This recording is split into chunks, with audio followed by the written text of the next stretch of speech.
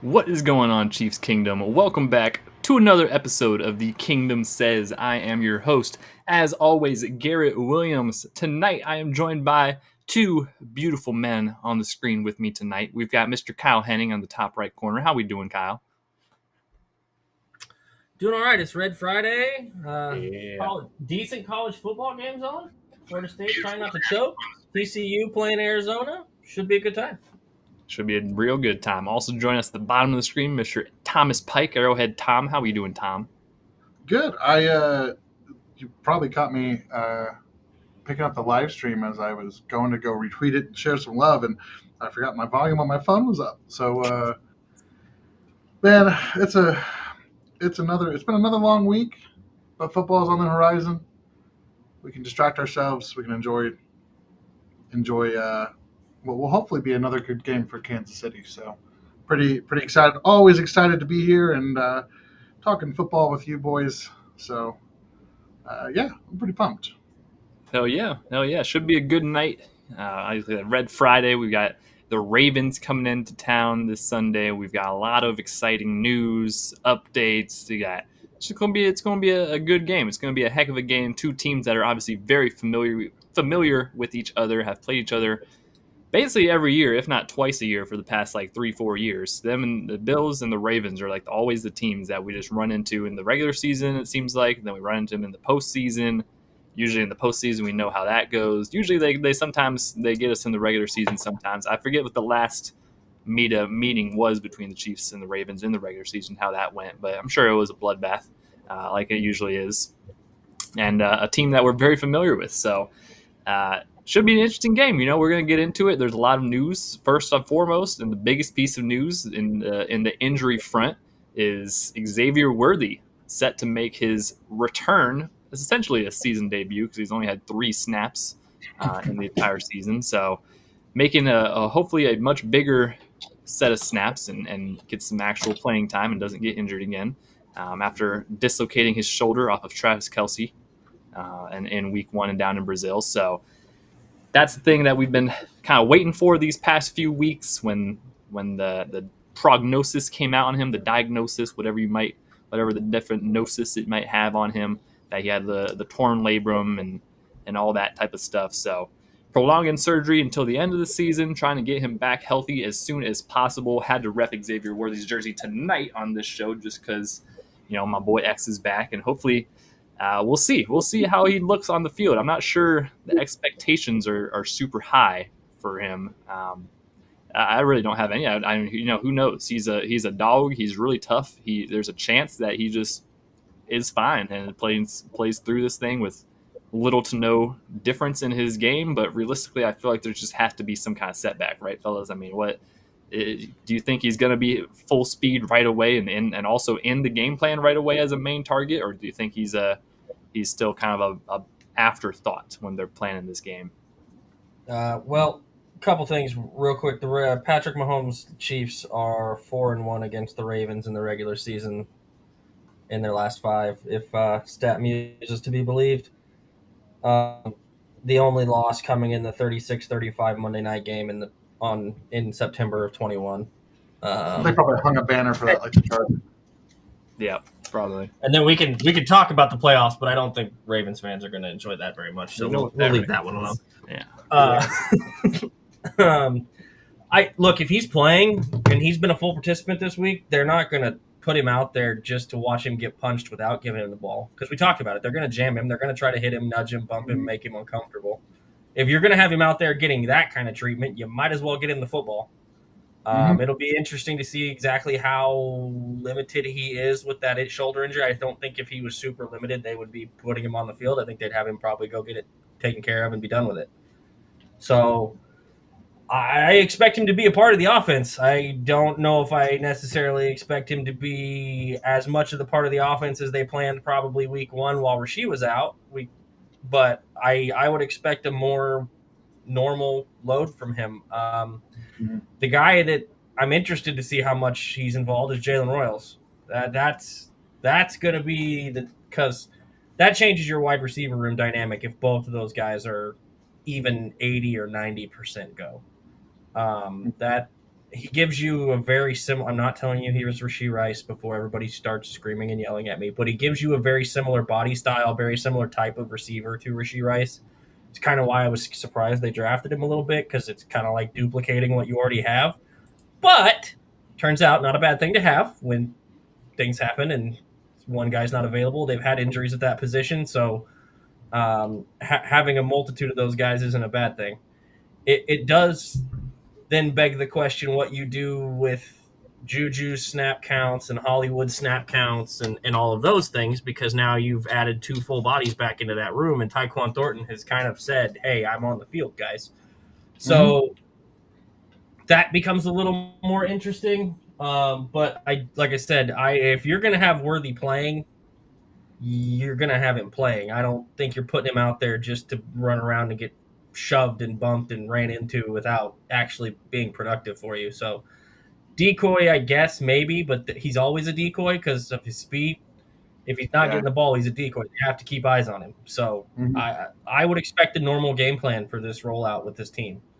Like I said, Jalen Royals is the question mark, is how much – they didn't use him at all last week. Andy basically said he was a break glass in case of emergency last week. They didn't need him. They didn't use him. Sounds like he's full participant, full ready to go this week. So what does that look like? What does that mean? And how quickly did he and Patrick get on the same page in a regular season format? Yeah, I think it's just good to have more options, right? And it wouldn't surprise me. I mean, I think, like Kyle said, when Xavier's on the field, you have to account for him, because the second you don't account for him, that's 6 points, right? If you're not paying attention, if you're not, respecting what he brings, even if he's injured, even if whatever, you can't risk that as a defense. But that takes some more attention away from a guy like Tyquan or even Hollywood, or as we're mixing Jalen in and, even creating some more space for Travis, right? And I think you go back to Mahomes' 50 touchdown season. Yes, Tyreek was a big part of that. Yes, Travis was in the prime and was a big part of that. Say the other name, Tom. Sammy Watkins. There you go. Sammy was a big part of it, but he was throwing touchdowns to frickin' everyone, right? Albert Wilson, and I think there was like 3 or 4 different running backs. Was that the year Demarcus Robinson killed the Raiders? Yeah, Demarcus Robinson, because he was number 50. Anthony Sherman was catching touchdowns. I mean, everybody, and that's the thing with Pat, is like, if we can give him the time and the options, and he has the trust in those, like, that's the thing that we haven't seen. Where it's like, I think he is less. We've talked before about the hesitancy and kind of whatever. It's like, I think that he used to have a lot of faith and just like, we should get this ball to the guys and let them make a play. And I feel like that's where he's hesitating with this crew. And I think if you look at some of the things that have happened in the past, couple years, tip pass, even the other the Eagles game, a tip pass going the other way, interception, all that. But how many times did we see Sky Moore and Kadarius Toney and MVS drop those critical balls? Like, I think that's where the psychology of it comes. So I say all that to say, hopefully we have a spot with a roster now that has guys who can be reliable, who can build that trust and give Pat options to spread it out. Because that's where he really is at his most lethal, is when he can move and he can just let people play and give them a chance to make a play on the ball, and they can make that play.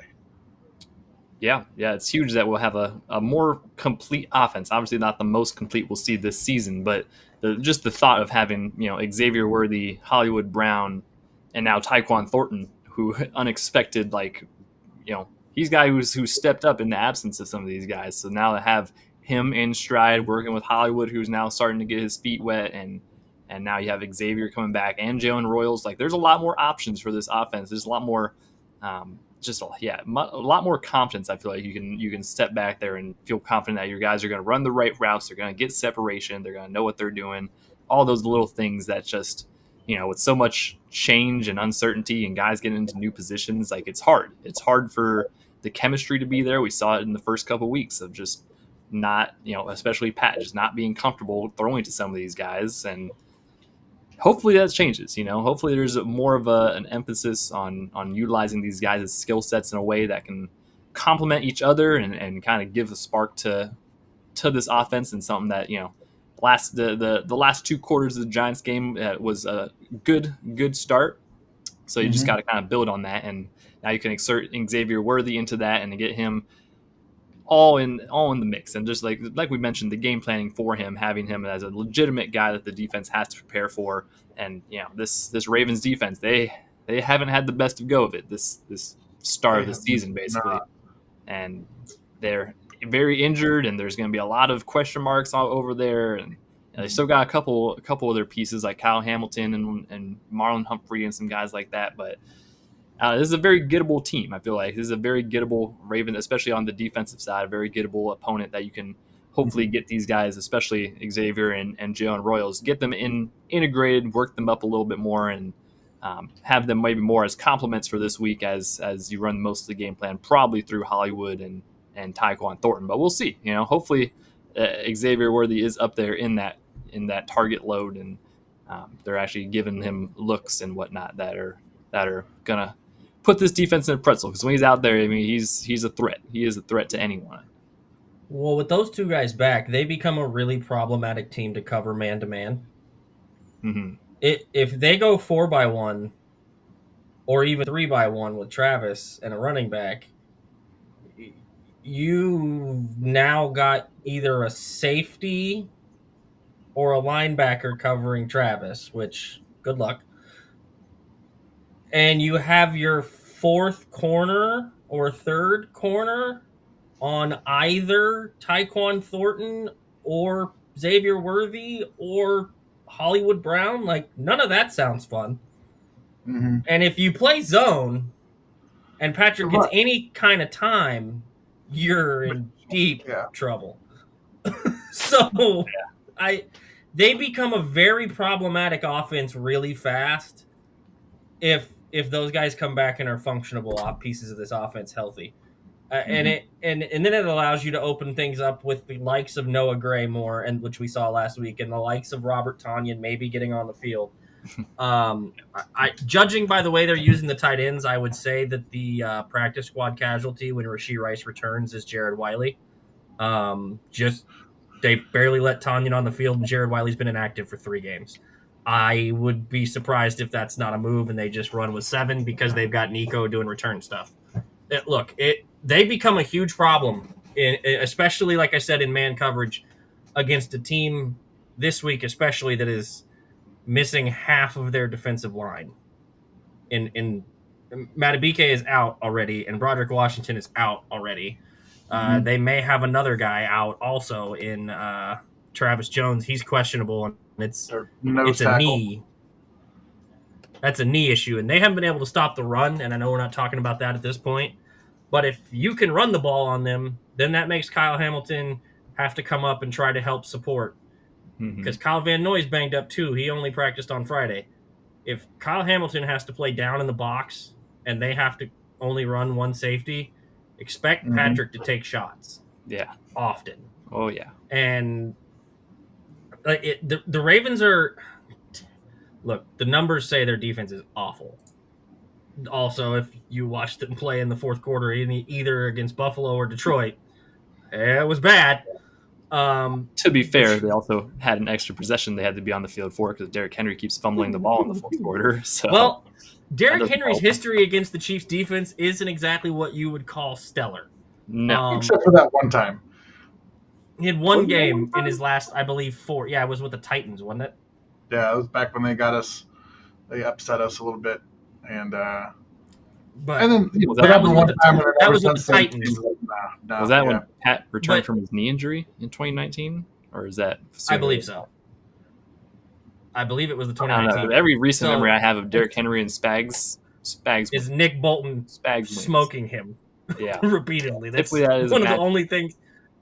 Nick Bolton owes Derrick Henry like a Christmas card and a box of cookies because there's a reason that man got paid $45 million and about $30 million of it is for stuffing Derrick Henry. When the Ravens are one of the top 3 threats in the AFC, it does kind of make sense in that sense, to have a guy that's. But legitimately, they've been very bad on defense. They've been absolutely atrocious at stopping the run, which not exactly something Kansas City does a lot of. Week However, to get we've started, maybe. seen in the past when they identify that a team has a glaring weakness, they will go out and hammer it till they prove they can stop it. So you might see a more run-heavy attack with some more play action type of stuff off of it if they're getting a lot of traction. Or Andy might come out and throw it 75 times because he just feels like it. Yeah. Look, I'm cautious to call a defense that has historically, the team itself historically has been an excellent defense for years and years and years, almost my entire life at this point, dating back all the way through Ray Lewis and Ed Reed days Pretty much and all through of their that stuff. entire existence. Yeah. Yeah, ever since they left Indianapolis and became Baltimore and became the Baltimore Ravens, they've been pretty good on defense.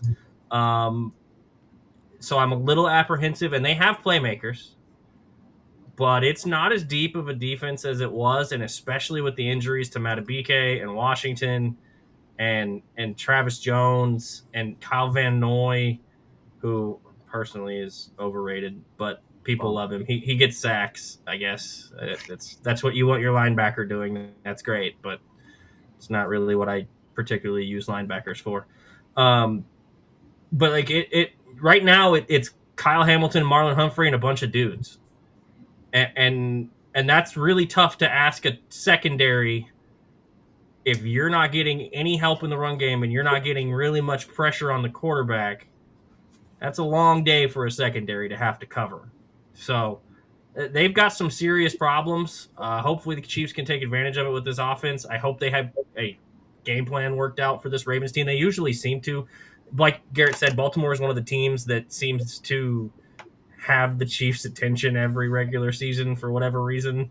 It's like, oh, hey, we're going to unload a little bit of the playbook that we usually save for like December on It's always a close. random, Yeah. on a random game against the Ravens in September. Yeah, last year the season opener, obviously versus Baltimore, the winning by literally just a toe at the end. Oh, he'll be back. He's back. He's playing. Isaiah Likely's supposed to be playing in this game. Well, that's great. Of course, he's back at least. So that's something. But overall, I just feel like this matchup, Tom, is just a benefit for the Chiefs' offense to get right. You know, this defense is just, I don't know. They're gettable. I feel like they're gettable. Yeah, no, I agree. I think that they're very they're it's definitely a winnable game, right? Always respect the Ravens because they always play tough. As we're talking more about the matchups and like going a little bit back to Xavier Worthy stuff, and this is something probably to watch for a big part of the season because part of his game that is an area where he can really grow is working those releases off the line of scrimmage and playing against man coverage and those jams. And we saw him take a step at the end of last year. Obviously, the injury could factor into that, or could be interesting to watch him, learn to, if you can get a release when you're kind of at 1.5 arms, essentially. So it'll be interesting to watch the physical matchups on the perimeter there. Yeah, we always want to respect the Ravens defense. The running thing is another, like, I said it before we hit record, like, if the Chiefs can't run on this team, then we really need to, I think that's when we can start sounding some of the alarms, right?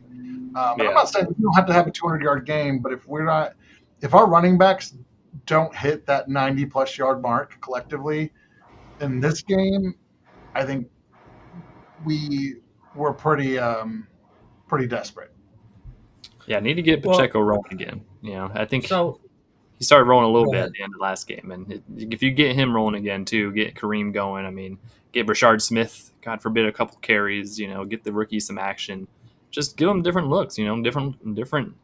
We saw last week they actually know what play action is, and we know what under center snaps look like. So that's good. So we just need more of that. We just need to keep on working that and accept the grind of what the battle will be down there because. Inevitably, the backup linemen are probably still going to be pretty capable. I mean, they're a championship caliber team. We've got to remember that, like championship defenses, they usually are pretty deep. Now they haven't won any championships, I should say, but they're compete for it. They compete. They're in the conversation for championships. But Garrett, can I interest you in a depth chart reading real quick? let's read the depth chart, Kyle. Let's read the depth chart. Let's see who's popping over there on the Ravens line. Matabike, we've already said, is out. Uh-huh. Broderick Washington, we've already said, is out. Washington. And Travis Jones is questionable. Yeah. The edges or the rush edges are Owe and Tavlis Robinson. I believe that's a rookie. Tavius Robinson. Tavarius Robinson. They have him listed as Tavius, but yeah, he's a third-year guy. Is that UCF? Third-year guy. The backup for Matabike and Broderick Washington, because they have the same guy listed twice, Aeneas Peebles. Yeah, I remember that name. It was a funny name. Out of Virginia Tech. Yeah, that's what he was. Yeah. I don't think Tom was a fan. John Jenkins is the other backup for Travis Jones. He's very old. That is a 13-year man out of Georgia. That dude's been around. How old is he now? He's 36. 13-year vet. 36 years old. 36 years old is very old, huh? But when I say it. In the NFL, he's ancient. Well, when I say normal, regular, everyday life. Some of my co-hosts. Listen, toddler. We just got you off of your fake ID like 2 years ago. Calm down. But literally, their two listed backup interior linemen are a rookie and a 13-year veteran. Then you go to the linebacking group, and it's Roquan Smith, which we're all familiar with. I'm not even going to go down that road. Teddy Buchanan, a rookie. Injured Kyle Van Noy. His backup is Mike Green, also a rookie, if I'm not mistaken. Yep. Yeah. Out of Marshall. He was their first rounder this year? Yeah, I think so. Yeah. And then they've got Nate Wiggins on one corner with Marlon Humphrey on the other. And then their safety out on the opposite side of Kyle Hamilton is a rookie in Malachi Starks. They're really young, and they're not very deep. Yeah, very untested. Yeah. There's not a lot of significant depth on that roster, especially at the defensive line position and the interior of the defensive line. They've got problems. This is a team you should take advantage of. There's no way around it. There's no ifs, ands, or buts. On that defensive line, there's no reason that the interior, especially the center and the right guard, should not be carving crater-sized holes in that offensive line to create space for running backs, and the pocket shouldn't be a problem. Now, a little interesting to see which person they test with Owe. I don't know if they're going to try Juwan or if they're going to try Josh Simmons. That'll be interesting to see. But Baltimore's going to have to get real creative with their pressure packages and whatnot, and they're probably going to have to bring more pressure than they would traditionally with not a lot of depth on the interior. Because if it's 3rd and 1 and 2 all the time, or never even getting to third down because they're getting gashed on 1st and 2nd down, it's going to put them in a spot where they're going to have to get aggressive and creative. And then you've got rookies at both other levels of your defense, potentially 2 rookies in that linebacking core, with Buchanan starting and with Mike Green probably going to have to play a decent amount because Kyle Van Noy's got an issue and he's only been limited 1 day this week. Otherwise, he was DNP. There's some advantages and some opportunities for this offense to really make some problems for this Ravens defense. Yeah, second-year coordinator Zach Orr is their defensive coordinator. So that's another thing to know. Very, very young, inexperienced former linebacker. I have some friends in the Baltimore Ravens fan base, and sometimes their fan base social media feed leaks over into mine a little. They're not a big fan of Mr. Orr. They're not having a good time. That's tough. There was an article written today that said the problems with the defense are play calling and execution. Well, that's usually not a good sign. Well, yeah, that is tough. That's a tough situation. That's not great. Yeah, Well, not what you want to hear. We'll look to try to take advantage of. Hopefully, the run game, they can get the run game going more. That's going to be the big thing. To obviously explosiveness and Xavier and Jalen and all these guys, but gotta get the run game going. That's one of the biggest weaknesses of the Ravens, and if you can get them, as is the old saying, if you get the run game going, it helps the pass game. It's just easy money. Just get that started early, set the tone for how you want the day to go. It's funny. I rewatched the Chiefs opening drive from a couple years ago, the playoff AFC Championship game in Baltimore, and that first drive. I mean, they came out commanded. Now that they just threw the ball all around. I mean, they were just like, we're gonna assert our dominance and show you guys that we're the top dog still, and we're going to walk down the field on you very easily and score. Now, obviously, they didn't do much of that after the fact, but you got to come out and set the statement early. I think that's something that the Chiefs can definitely do, especially when you're at home in Arrowhead. That definitely helps a lot too. Not as bad of a matchup there. So, any last notes about what we should expect from this Chiefs offense? Firework display is what I would like to see. Mm-hmm. I don't know. I'm always a little apprehensive about calling for it, but Patrick seems to really like playing this Ravens team. Even in the game they lost, they scored 35 points. Mm-hmm. So, I mean, other than when they played a historic defense in the playoffs last year or the year before, I can't remember which one it was, they've pretty consistently scored points on this Ravens team. Even with Kadarius Toney and MVS, or insert your wild group of wide receivers and weapons here, he's done damage consistently. Yep. It's what I would expect. And like we talked about with all the injuries on the interior, we shouldn't have to be talking about Pacheco's vision because he should be able to see it from outer space.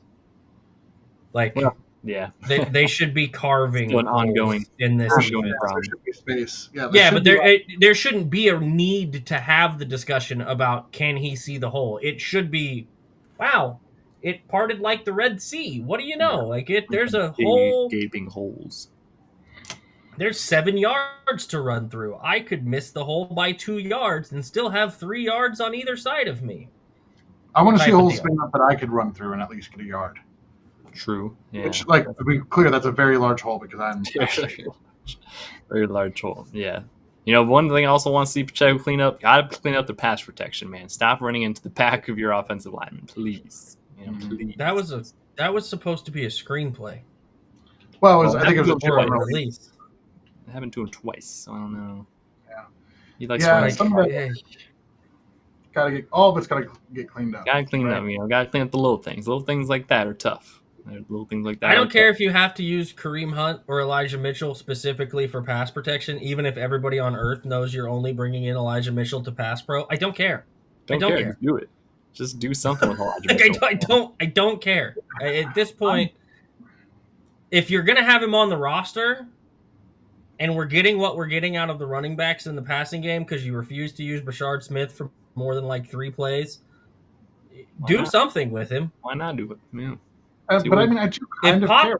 If Pop is struggling and Kareem is, you don't want to burn snaps of Kareem to pass pro, what is Elijah Mitchell for, if not that?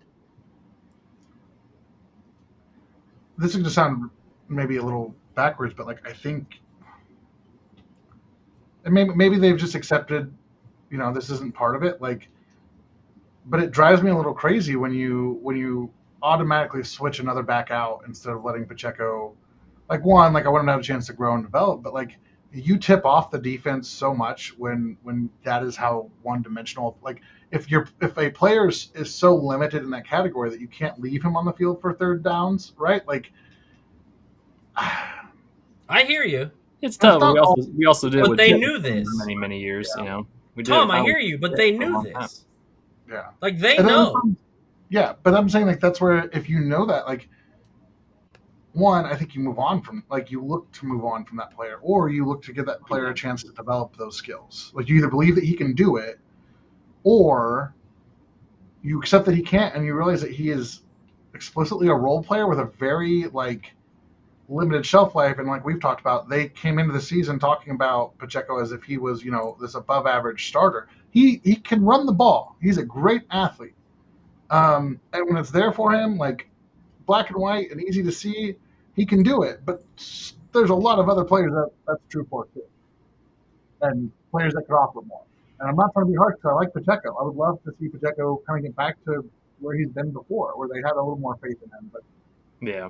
not to go on that whole tangent, but that's the No, tangent. I mean, it's valid. I mean, Well, he's also got to clean up his hands, not even just the pass pro, because first of all, you can't be you can't turn over the wrong Can't run shoulder around and be backwards. facing the wrong end zone Yeah. when your quarterback needs to throw you the ball. For one, Yep. For two, you can't drop the ball on a 4-yard, 3-yard, air yard dump off. You can't drop those. Should be.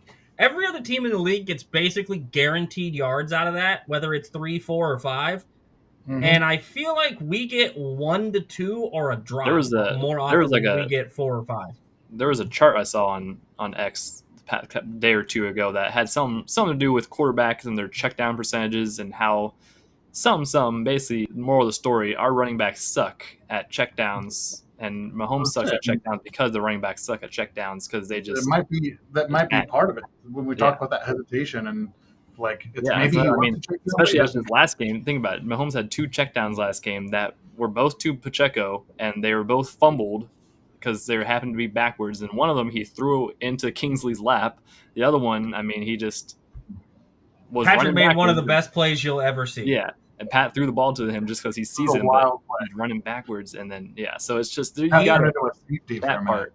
He little boyed a full-grown man linebacker for a ball. Yeah, that's fine. He's like, I want the back.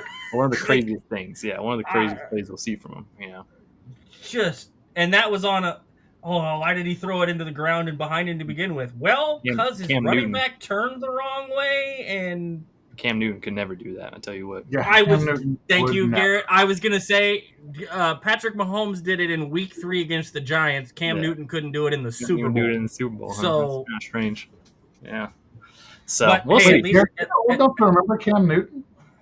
That was 2015. 2015. That was apparently Tua's not old enough to remember Cam Newton.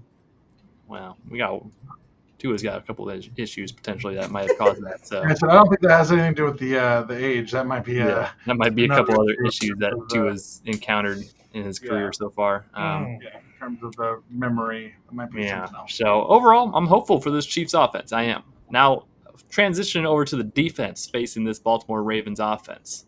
Obviously, we've already touched on a little bit Lamar Jackson-Derrick Henry. That is the focal point of their team. They also have a lot of other great ball players. Zay Flowers is a really good wide receiver. The Rashad Bateman is becoming a great wide receiver for him.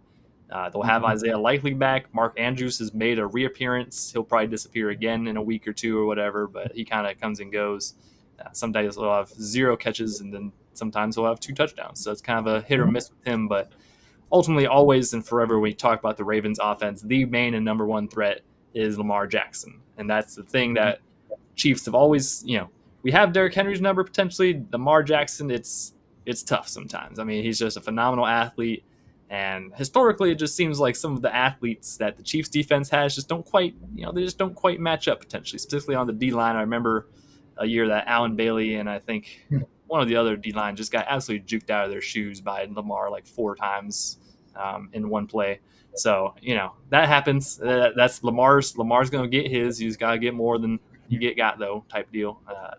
But he's especially in this type of environment and, they're 1-2 on the year. And Lamar might have to play a little more hero ball than normal. That's going to be a big thing of containing him.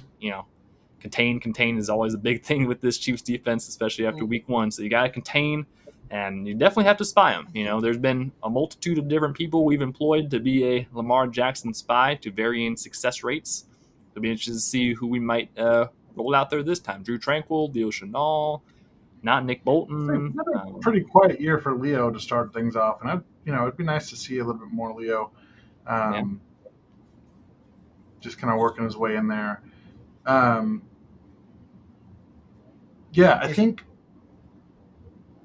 with the other thing, I'm probably gonna regret saying this out loud, but I feel like sometimes Lamar gets the yips when he's playing against the Chiefs. And it's like, we've talked about this before, like for even in the playoffs, we've had games where he just kind of gets away from running and doing the things that he is really good at. And by the way, I'm not saying that Lamar Jackson can't throw the ball, right? I want to be clear. He's a good quarterback. Okay. What makes Lamar Jackson is the ability for him to extend plays, to move around. You account for that, right? That shifts your whole defensive philosophy. And there are times where he gets away from that, especially against the Chiefs, and that has cost him a lot of these games. The wide receiver matchups, the Chiefs actually match up really well with the receivers. Zay Flowers and Trent McDuffie, like that's just such a good matchup. Like those two are just like I would say Zay Flowers is the Trent McDuffie of wide receivers. Like I would put them very like parallel, and they're like it's going to be a great matchup. So always excited to see that. I got some love for Zay Flowers, but they match up very well. I think the other part, like the tight ends, we'll see. It can always be a little hit and miss, but like the Chiefs, I think have the dogs to line up and make it work. Pass rush is always complicated when you're talking about the with somebody as mobile as Lamar. Yeah, how evasive he is. I'm hoping we'll see some more of Omar Norman Lott. I know Ashton Gelati popped up late on the injury list. Looks like an elbow and maybe an illness from Friday. Some of those young guys might have some fresher legs. I do not want to see Derek Nottie standing there like an old man whose belt just failed at the supermarket and he's just waddling, waddling towards Lamar. I do not want that. I want to see some of those younger guys, and a nice shutout would be good, or like a dominant performance from the defense. The defense has looked much better since opening week. I think they've stepped up and they're kind of coming together. Spags is being Spags again. If they shut them out, Lamar will break. And I mean break. If we shut them out, everyone buy a lottery ticket. Tom Brady, Tom Brady a tablet. His helmet will be gone. He'll be wearing sunglasses on the sideline, mad as a mother. Like there's Derrick Henry freak out last week. That would be crazy. So, there's a couple of injuries. But Ashton, I think, is mostly just illness. He wasn't on the injury report at all until Friday, and then it popped up with the elbow illness. Probably more the illness than the elbow. But Mike Dana being out, this is kind of a game where Mike Dana's kind of your friend on a defensive end perspective because of the contain aspect, where even on pass plays, you're kind of running it as a pass rush contain play because you don't yes, Lamar. The other thing is Lamar playing hero ball is a good thing for the Chiefs. Just is. He makes some big plays. He also turns the ball over quite a bit when he makes some of those hero ball movements. He's been much better from the pocket over the last couple of years than he has on the out and about, running around, throw the ball around stuff. I also think that has somewhat to do with his wide receivers. I'm not as big a fan of Zay Flowers and Rashad Bateman. I'm not especially Rashad Bateman. He's just kind of a guy to me. He's a fine wide receiver, but he's not anything you're scared of, really. I don't ever he's fine. Detroit made Zay Flowers the invisible man last week. He was gone from that game. He got nothing. Look, Detroit had 7 sacks last week. Crazy. Career high, or tied a career high for Lamar. Omar Norman Lott, Chris Jones, George on cleanup duty, which is what he does well because he's athletic enough to run around and get kind of that cleanup stuff. But the other edge position is what I'm most curious about, because without Mike Dana and if for whatever reason Ashton Gelati is not over his illness, you kind of have a problem because you have no Felix and there's not really any depth underneath that grouping. You're right. Absolutely no one. So at all. Not a single person. there's not a lot there. Yep. Uh, Number 90 doesn't exist. Charles is Charles, but Yeah, he's gonna get cooked by Lamar if he gets on the field with him. He's gonna get spin moved into a blender probably if he's on the same field as Lamar Jackson. you're unadulterated. You've gone so far off the rails with the Charles Omenihu stuff. It's insane. Hate to break it to you. He's bad. Hate to break it to you. Okay. So Breaking that news. the Mike Dana thing kind of stinks because he's doubtful, and I doubt. And when he's doubtful, Andy might as well just rule him out. I don't even know why we use the doubtful tag. It's pointless. Doubtful for tag is pretty any silly. Andy Reid team. Yeah. Well, for an Andy Reid team, it is. There are other teams that they can be doubtful and still play. If you're doubtful on their Andy Reid, there's no doubt at that point. I was muted and I started to ramble. I need to go back to the frozen zone. Time machine real quick. Oh, Ooh, am I frozen? You did for a you second. were for a second. Go back. Can we go back in time just for a minute and think about that? Let's see. It was the AFC divisional round, and it was actually the play that Charles Omenihu got hurt on Mm-hmm. that took him for a year. Yeah.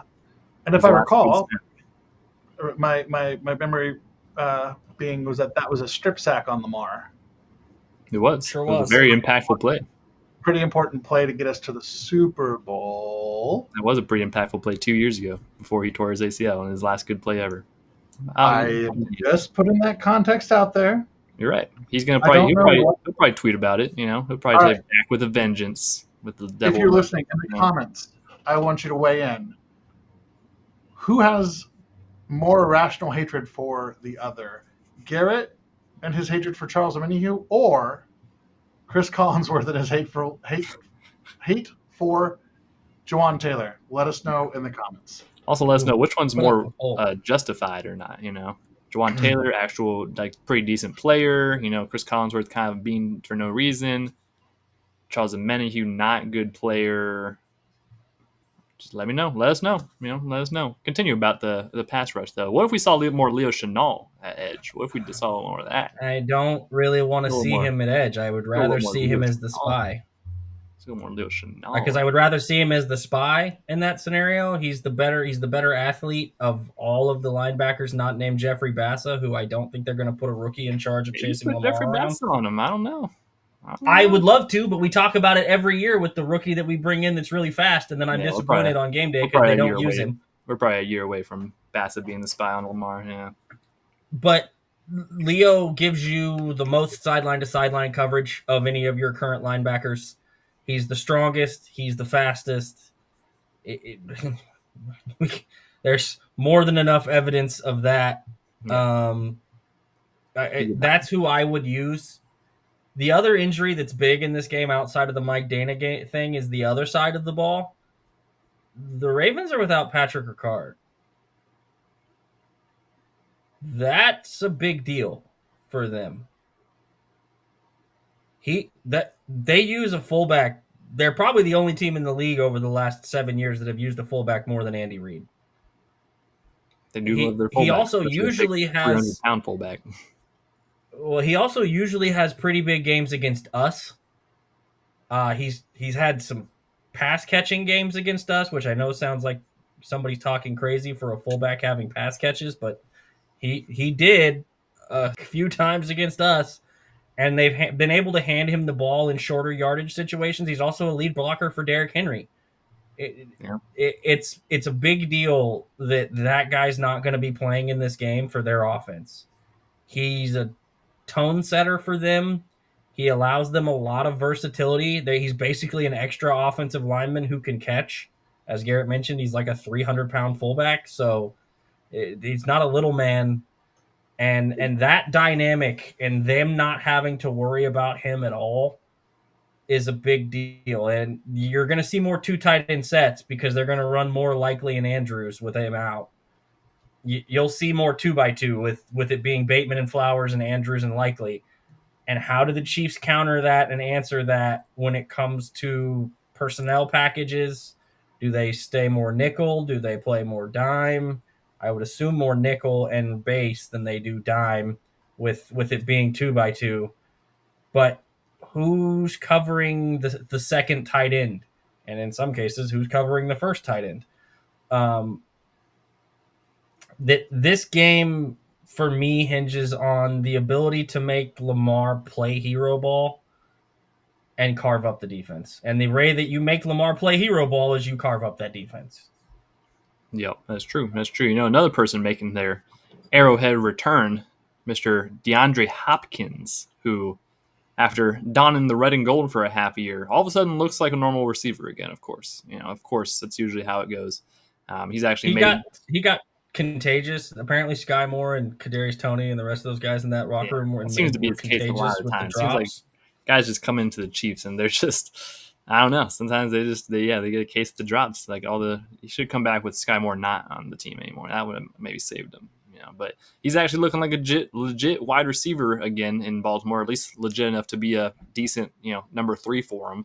So obviously a guy we're very familiar with, not the biggest, threat in this point of his career to really game plan about, but I'm sure he's going to get probably 2 or 3 for like 30 or 40 yards and just, that'll be that. He's the guy you worry about Lamar finding on the scramble drill stuff. Yeah. Like for whatever Zay and Rashard are, as far as Bateman and Flowers are concerned, they're a lot more traditional run your route wide receivers. They don't do as much of the scramble drill stuff as well. D-Hop is a vet that knows, hey, I got to just get open and find space. And that's where the Chiefs have had breakdowns in the past when it comes to Lamar and his running around doing crazy stuff. They lose a guy because he knows how to find an open seam, and then he's all of a sudden got a 50-yard catch. He may only have 2 catches, but somehow he's got 2 for 80, and they're both on weird, wild plays. D-Hop is the guy you worry about in that spot. I don't know that he's going to just torch you on routes anymore, and he's going to do a lot more contested catch stuff because he doesn't quite have the burst that he used to, but he can still be a problem if they don't handle the scramble drill and handle him accordingly. I'm curious with Fulton still up in the air on what that looks like. It looks like Noel Williams is taking that spot. Fulton might not have a spot to get when he's back. I'd be hard pressed to argue with giving Christian Fulton the job back over Noel Williams at this point, which is a good problem if you're the Chiefs, because that means the rookie you brought in is playing well above where most thought he would be. But it's an interesting scenario where when you go to those 5 and 6 DBs, you don't have to put a third safety on the field. You don't have to put Shamari Connor in coverage. They're going to, though. Hint. Hint. Hint. Don't put Shamari Connor in coverage, please. And when I say coverage, you can put him at safety. Do not put him in man coverage on a wide receiver or a tight end. Yeah. Can't be having that. The secondary rotation, it'll be interesting to watch once again. Yeah, we mentioned on the last episode how the increase of Noel Williams snaps has led to the increase of Trent McDuffie slot snaps, and that's always good. If you can get Trent McDuffie in the slot, you're setting yourself up for a good time on defense. So another big injury to watch for the Ravens is their tackle, Ronnie Stanley. He is questionable with an ankle injury, and he's had a lot of those, it seems like, throughout his career.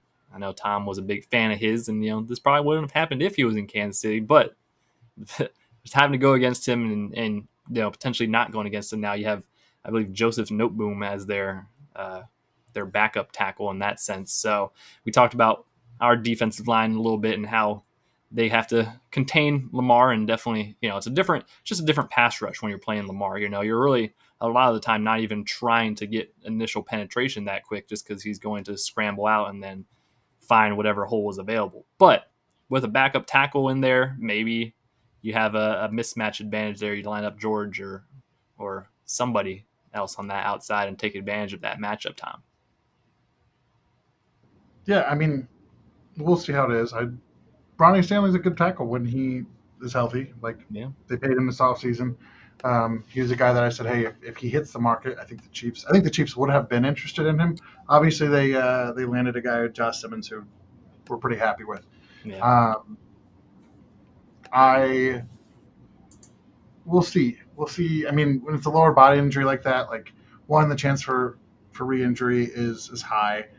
But also, it affects your ability to get around the edge. That's why I said, keeping an eye on like Ashton Gelati, who probably has the most agility in terms of getting around the corner, although Charles Omenihu can too, even though you don't want to give him that credit. Yeah. But it's hard because, again, with Lamar, you just like with Pat, you can't get too deep, and depending on, like, you kind of have to push all at once, and just you really have to have that lane discipline. So he gets a little bit of help there with that.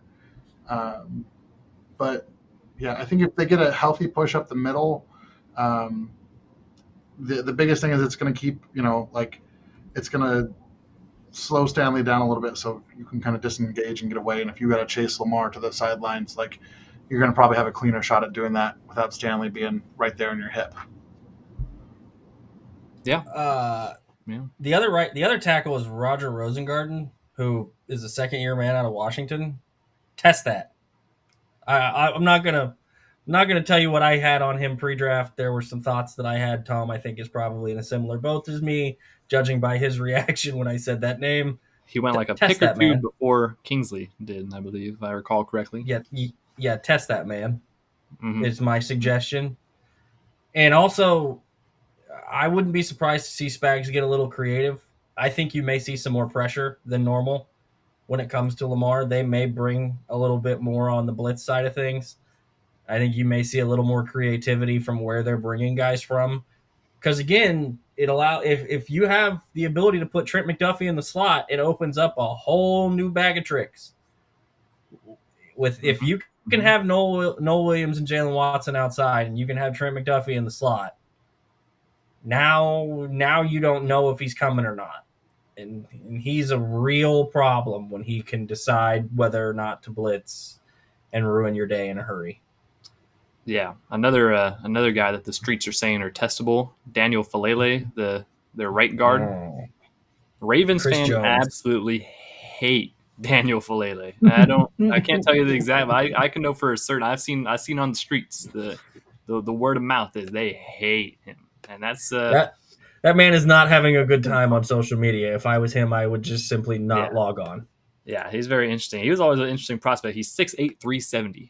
He was always fun to get on Madden. Yeah, he's a big boy. He started as a tackle, and he was always fun on Madden. But it seems like IRL, as they say, he's not well liked over there in Ravens country. So. Well, and you got Voorhees on the other side, who's a second-year man out of USC. He's a dog, fight on, but yeah, okay, he's not exactly proven either. You're right. Chris Jones can kind of pick and choose and decide. The guy that I think Tom said it earlier, Omar Norman Lott needs to play a lot more than Derek Nottie does, and not just in passing situations, run situations, run downs, pass really downs. Good. I need to see more Omar Norman Lott on the field routinely. It's where we're at right now. That they've got to start getting production out of this younger section of this defensive line, because the other guys are just guys. They're just guys. Right. Not even necessarily bad. They're just guys. You've got to start getting some playmaking ability next to Chris Jones and George Karlaftis. George made several plays in the Giants game. He does what he does, but he's not going to just absolutely destroy somebody very often off the edge. Ashton Gelati and Omar Norman Lott need to create problems to where they can't just focus on one side of the defensive line. You've got to start getting production there. That's true. Got to have someone else step up on that D-line and make an impact. And most importantly, like I said, we always got to harp on the fact, contain. You cannot let this guy get out of the pocket and start doing crazy stuff, because he is the most athletic guy on the field. I hate to break it to everybody. Everybody else, you're great. He is the most athletic guy on every field that he steps on. So always have that threat that you have to have in your back of your mind. All right, well, I think that's kind of it. Special teams, are we concerned that Harrison Butker might miss another kick? I don't know. I'm not concerned, but is someone concerned? No one? We talked about it a lot on the last podcast. You're right. Mostly mental, and I think most of it is he's overthinking. Like we talked about it, like He hit a 59-yard fire drill with a quarterback ball in a 12, 13-second window or whatever it was. But he overthought a extra point basically in a less than 40-yarder and missed him. And I think he just needs to relax, get back to kicking. Don't try to aim the ball, just kick the ball. You'll be fine. He's had a couple of little stints with this stuff in the past. And then a week or two after everybody's hit the panic button and said he's terrible, he's the most consistent kicker in the league for the rest of the season. So Yeah. I'm not too terribly concerned. I other than if he ever has to kick another onside kick. That's my main concern. Yeah. Because that was terrible. Yeah. Okay. Well, that about wraps it. Let's get to the fun part of the show, the score predictions. What score predictions do we have? How much are the Ravens winning by this week, Garrett?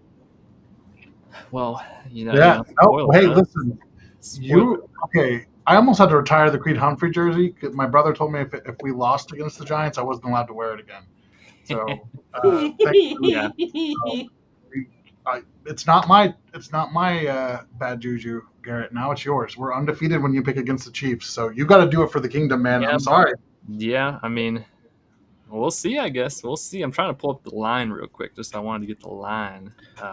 Home dogs. Some of the lines. Yeah, we are home dogs for one of the very few times in Patrick Mahomes' career. Second time this year that we were home dogs. Obviously, first time being the Philadelphia game that we lost. Yeah, Ravens are favored minus 2.5. Yeah, 2.5 point favorites. The Ravens are over under is 48.5.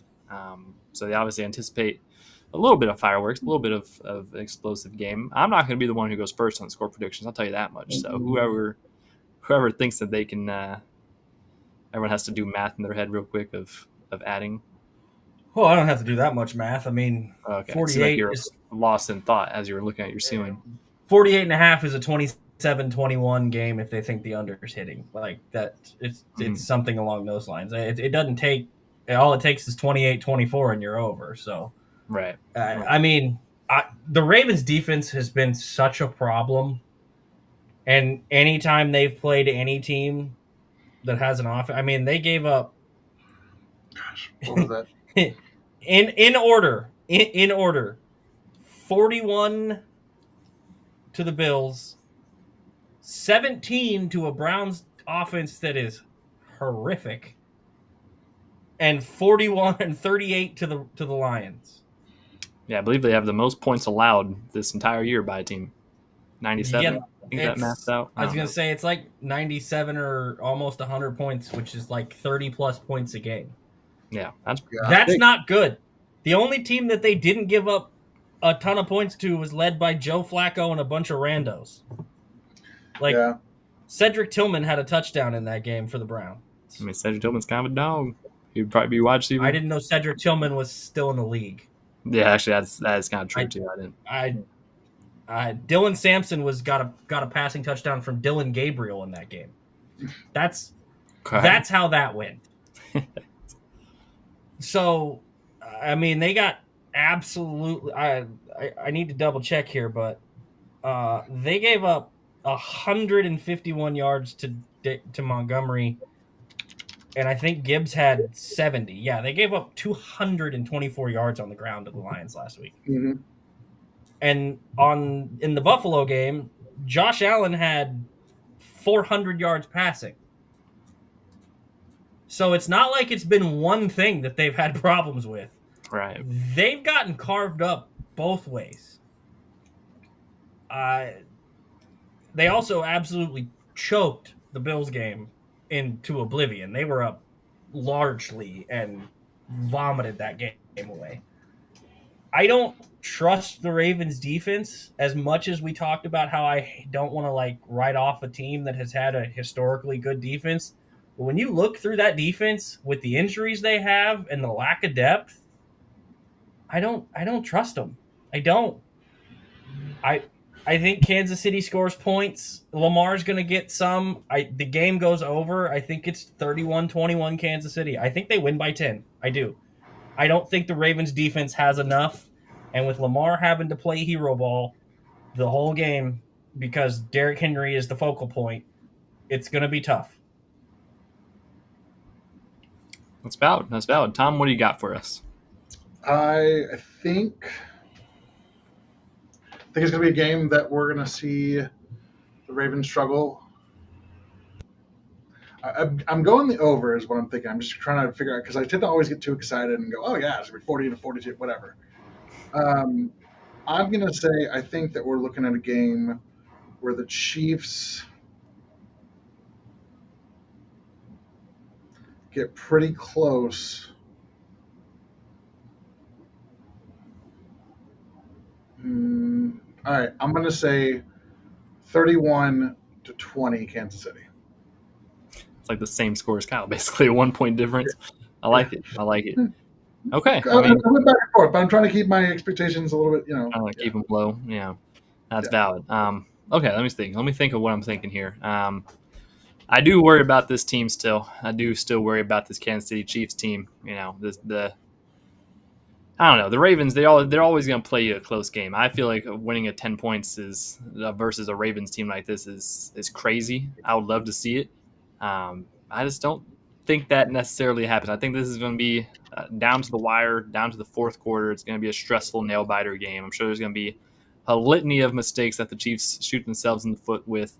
I'm also going the under too, because I don't know how many overs that the Chiefs have hit this year, but it has to be none, if any. I feel like they're just, I don't know. I don't have the stats on me, but it just seems like most of these games just go under. So I'm going to go with the score of 24-20. Kansas City Chiefs win. Got to do it. I think the Chargers game went over because I think the over-under was 46.5 and they scored 48 total. But the Eagles and the Giants games were both unders because the Giants only scored 9 points and the over was more than 31. I can guarantee you that. And then that's true. Eagles Chiefs only scored 37 points and I think that was like a 44.5. Probably a 44, yeah. So I don't know. Overs just they don't feel like they're hitting this at this point in the Chiefs offense. 46.5 in that game was the over under. Maybe when you get Rashee Rice back, you might hit some overs, but I'm leaning under, and I'm leaning. I think that I do worry. There's a large part of me that still wanted to choose the Ravens to win this one. I'm not superstitious though, and I'm not going to fall into some kind of trap like Tom did last year. I'm just going to choose who I genuinely feel like is winning or losing the game, and if I happen to get another one wrong, then so be it. That would be my fourth one in a row that I would have gotten wrong. So that's the way the cookie crumbles sometimes. We're blaming you. Yeah, I'll take it. I will take it. But gotta believe in what you believe. Gotta think the truth, preach the truth, all that good stuff. And I think we get it done. I do think we get it done. And it's not a confident feeling at all, but I think we get it done. So it's we'll see. Sunday. It's a trying to think 3:25 kickoff, doing the time zone conversion, maybe a 3 o'clock kickoff, whichever one, I don't know, in that window. And at Arrowhead should be a good game. I don't know who's calling the game. It's probably 3:25 CBS. Oh, it's CBS. Okay, then it's gonna be Romo. I think it's CBS, isn't it? Yeah, it's CBS. Okay, so it'll be Romo and Nance. Romo and Nance. Yeah, that's. Yep. I still enjoy Romo games. I think that is one of 2 or 3 games nationally going on at that time. 3 games? Yeah. The other 2 games are Colts, Rams, and Niners, Jags. Colts, Rams probably be a good game. Oh, I apologize. Bears, Raiders also a 3:25 game. So 2 of the games. That game doesn't exist. Nobody's watching. If you're not in Chicago or Vegas, you will not be watching that. I don't even know if Chicago fans are going to be watching that with their commenting. I've seen. Hey, Caleb had a nice game last week. He did. And it's the Raiders, and they're playing Geno Smith, so they should probably watch that game because it might be one of the only ones all year that isn't brutal. Yeah, we'll see. We'll see. Things are bad in Chicago, so. All right, well, I think that wraps it up. I think we've covered everything for tonight. We appreciate everyone tuning in and rocking with us tonight. Be sure to check us out at Kingdom Says Pod, Facebook, X, and Instagram. Check us out, YouTube, Spotify, Apple Music, wherever you get your podcasts from. We will be on there. And yeah, just have a great weekend. Have a good, day of college football tomorrow. We got a lot on. We got a great slate of games Sunday. Chiefs turnout at Arrowhead. Hopefully it'll be a nice day out there. I don't know what the weather's going to be like, but I'm sure it's going to be a nice day because you're watching Chiefs football in Arrowhead. It's always a great day when you're doing that. So we will be back next week to recap the festivities and news and everything else that happens. Sunday's going to be 90 and sunny. Wow, it's a heater. Jeez Louise, y'all gonna. So, should be all right. No, probably. 90 is not a heater, sir. Well, when it's humid out there, it's going to be humid, ain't it? I mean, it's humid here year round. It's never not humid. That's why it's hot. All right, that's why it's so hot. It is never not humid. It'll be fine. It's a 325 game. Everybody will be well lubricated. They're going to have the tailgate for hours and hours and hours and hours. It'll be fine. Well lubricated? Well lubricated. You never heard that sir. term? That is very much what I said. Take one of these things, a couple of them, and you lubricate yourself. All right. Have a nice beverage. Yeah. What were you thinking, Tom? Beverage or all right, in the parking out of lot. here now. I appreciate you all rocking with us and listening, and we will see you guys next week on the next episode of the Kingdom Says. Yeah, before you guys lose us a sponsor. Jesus.